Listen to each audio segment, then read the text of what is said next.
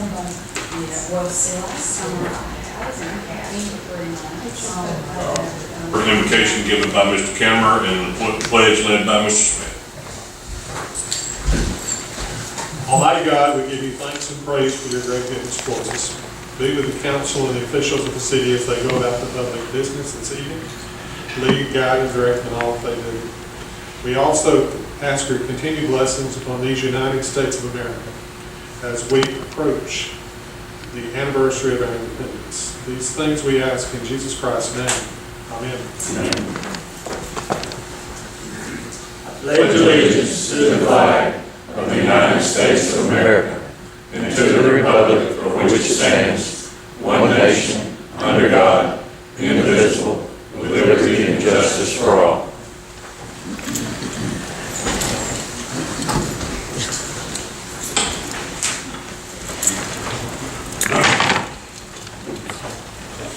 First on tonight's work session, discuss parking on Broad Street between Willow and Laurel Street. We talked about this a couple of weeks ago. I did take the opportunity not long after that to go down and kind of observe traffic. I do notice that most of the traffic traveling that stretch there is going from the square to Willow Street. I know that there had been some discussion by local business owners of making that a one-way in the opposite direction. I will say this, I don't think that anybody that sits on this council is our traffic engineers, but this has been brought to us for input. So, Mr. Stewart, do you have anything to offer? I have noticed it as well, majority of the traffic goes north. So the input, I wasn't here the night that y'all discussed it, but the input from the business owners was for it to go south. That was their request. And the reason for that being, if we make it one, there's basically 4 options available. I'll say 5 because doing nothing is always an option. Not always the best option. But basically, as I understand it, and Mr. Engineer's not here,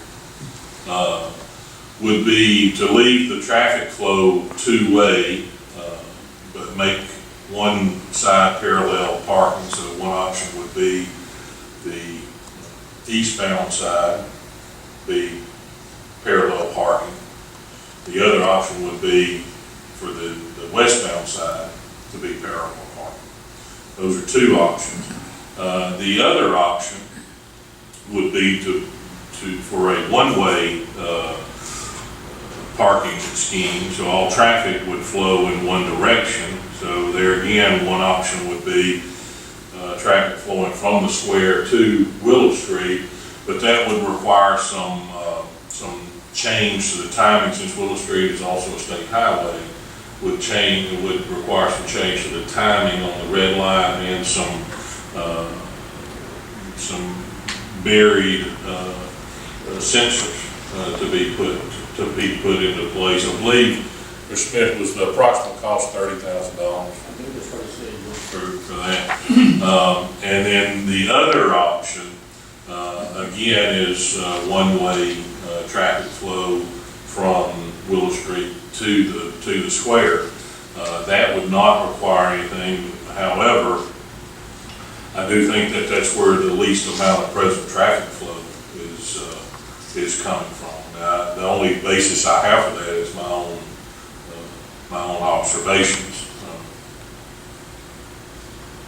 You have anything to offer, Mr. Smith? When you said parallel parking either on the east side or either on the west side, are you talking about on the opposite side doing it in an angle?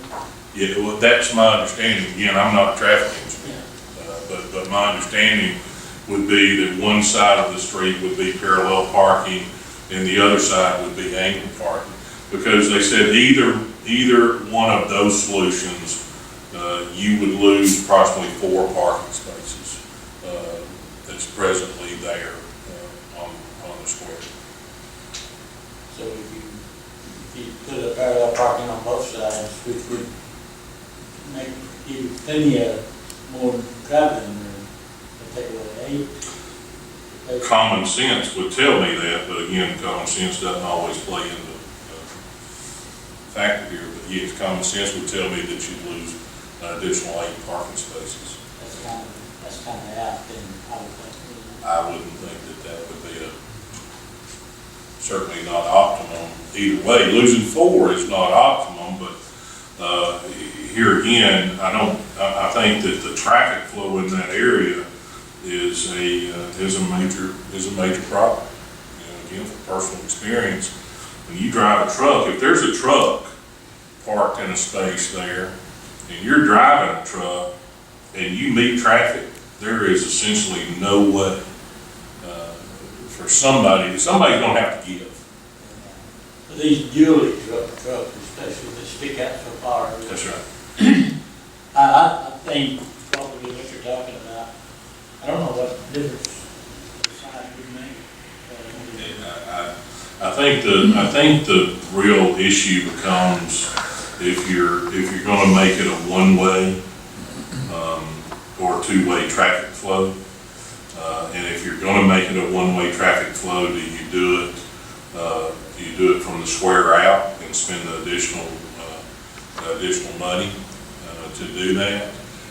Or do you take the less expensive route, but in my opinion, probably impede, traffic coming onto the square? I think it complicates, coming onto the square even more. It would seem to me that if I were a business owner, I wouldn't want it going one particular way, because if you're coming from the other direction, you go down a block or you turn a block before you get there, then chances are you won't be going by that store. So that I will lose half the business just from that fact.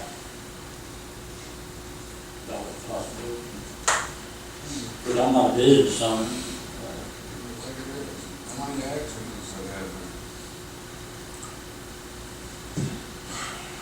Okay. Nothing's easy for us to make it. Well, and here again, in my opinion, this is something that should have been addressed during the engineering phase of this renovation. How it got to this point and came back to the council for this decision, I'm not really sure.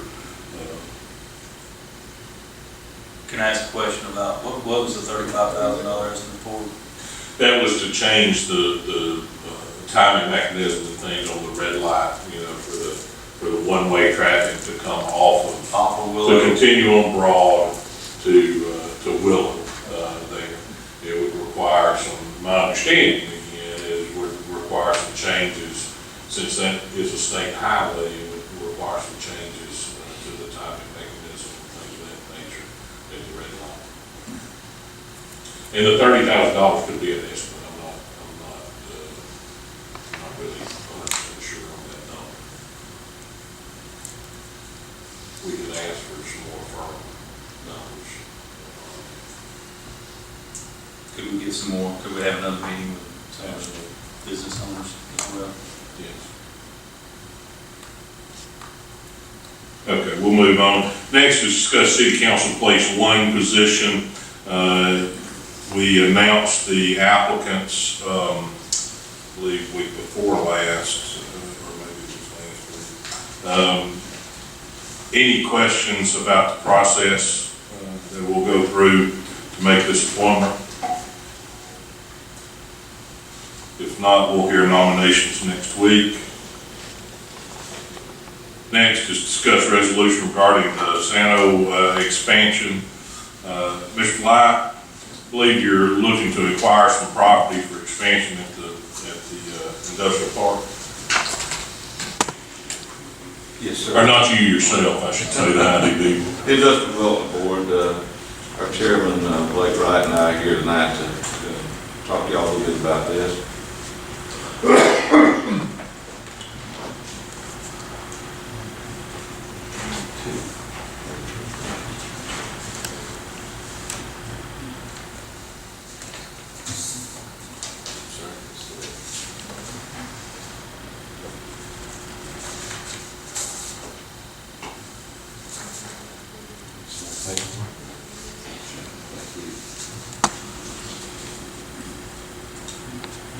Yes, sir. Thank you, Mr. President, and council members, Mr. Kinnaman, Mr. Whitney. We have some good news. One of our industries, San Jose, continues to grow, expand, and they've requested another expansion. This would actually be expansion number 7. This facility was first constructed by the Industrial Development Board, a little over 20,000 square feet back in 2000, 1999, something like that. Started out with about 30 employees, and now they're needing another expansion. And the expansion on the site will eat up some of the parking. They're already kind of taxed with what parking spaces they have, so they'd like to have some additional parking.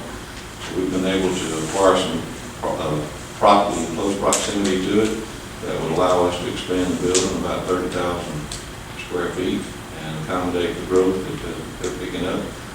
They expect about 25, 30 new jobs, about $2 million investment in equipment.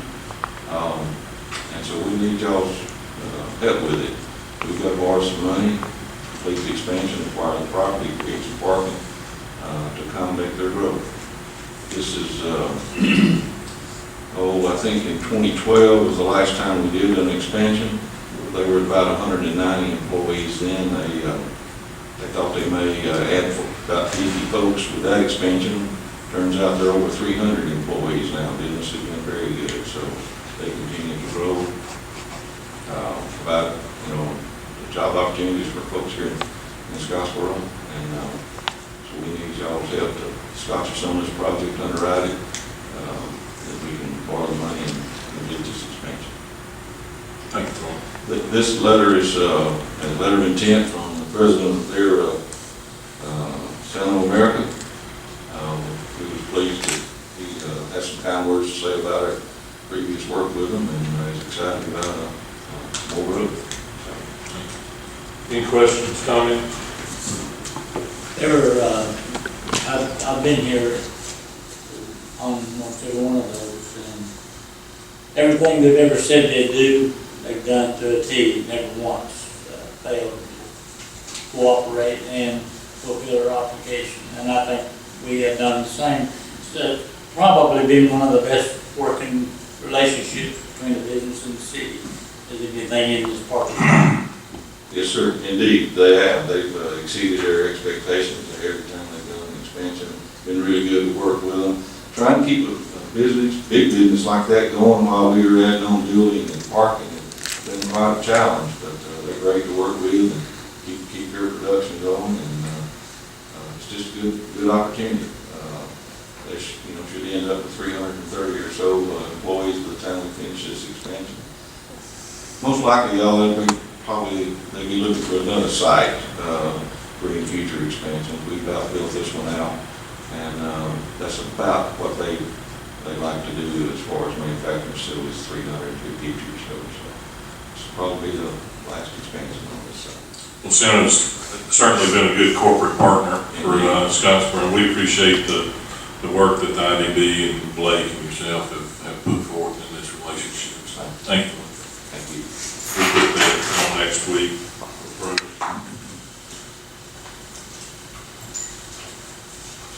Next is discuss budget amendment for state tournaments. You have here an estimate for expenses and income associated with is this a baseball tournament, Rick? State baseball tournament.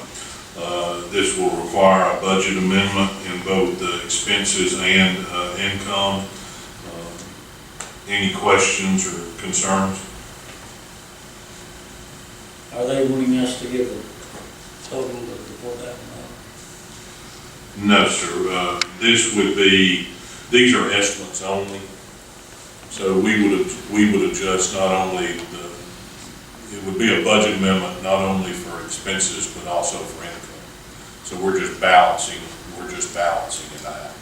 The reason I said that is I keep mentioning every council meeting that I'm short. And I have the money that we get, if there's any way that Mr. Kimber can figure out how to transfer money that I would have used for travel that I didn't use. I don't care if you use it all. If it's permissible, then we can figure out a way to do it, whatever I may have left. We can figure that out. Can't take it with me. Thank you. Any other questions or comments? Sure. We'll put this on next week for approval.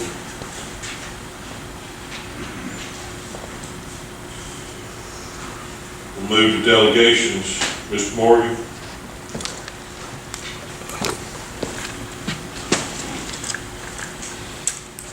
Thank you, Mr. President, council members. I would say the mayor's not here.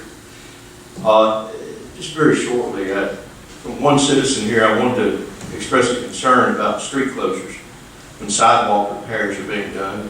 And I'd like for y'all as a council to consider this in the future. And we just had a brief exchange before this. I realize it may be a day-to-day operation of the mayor, and I'll mention something to him when he comes back to work. But to close down a section of the street for a sidewalk repair, this citizen questions the necessity of that. For 2 weeks, approximately 2 weeks now, Laurel Street over here, south of the post office parking lot, has been closed for repairing the sidewalks. To close a street down for that period of time for sidewalk repair, I question the necessity of that. When it's possible to block off a segment of the sidewalk. And you know, if they have equipment, they can always park the equipment in the parking lot there or another location. Now, I can understand when men or women are out there working, you don't want traffic going through, and because that would create a safety hazard. But when there's nobody working to close the street down for a sidewalk repair, this citizen doesn't see the necessity of that. It's not the first time that's happened. On the western side of the square, when Laurel Street was the sidewalks being repaired there, they did the same thing there. Okay, so thank you. I appreciate your time. Thank you, Mr. Morgan.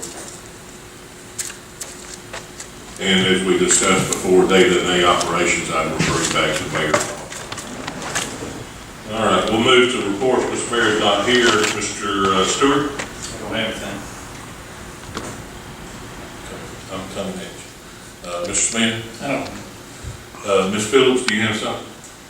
This is notice that the city of Scottsboro will hold an election on Tuesday, August 28th for the purpose of electing 3 city council members and 1 city of Scottsboro school board member. If necessary, runoff will be held Tuesday, October 9th. Qualifying will begin tomorrow, Tuesday, July 3rd at 8 a.m. and will end Tuesday, July 17th at 5 p.m. Thank you, Ms. Phillips. The only thing I'd like to add this evening is I appreciate all the calls and thoughts and prayers this week. This is the first time I've left the house this week. I've been a little under the weather from some surgery, and I appreciate everybody's thoughts and prayers being with me. I've got a little while longer to recover, but come along well, and I appreciate my wife taking care of me this week, and as she will continue to do. So with that, we'll stand adjourned until next week. Are we gonna have that meeting? We are right when we get through. This is the open meeting, right? It is. We'll now move into open meeting of the Solid Waste Authority. Mr. Kimmer, can you lay some ground rules for us? Yes, sir. The Solid Waste Disposal Authority of the City of Scottsboro is composed of the mayor, the council, and the city clerk. 7 members. Any action requires 4 votes to the positive. Anything to be changed requires a vote. Anything to be left alone, you don't have to take any action on. All right, so this being our annual Solid Waste Authority meeting, do I hear any motions for changes to any present policy? May I ask a question? Sure. If we leave everything as is, is there any way that it can be, someone else can come along and change it like almost happened a week or 2 ago? No one has the authority but this authority, no one has the authority to make any changes except the solid waste disposal authority. So if nothing changes, nothing changes. That is my understanding. I think that is correct. I'm good with nothing changing. Do I hear any other motions or discussion? I hear a motion to close this authority meeting. I'll make that motion. Mr. Pastor makes a motion, is there a second? Ms. Smith seconds, all in favor indicate so by saying aye.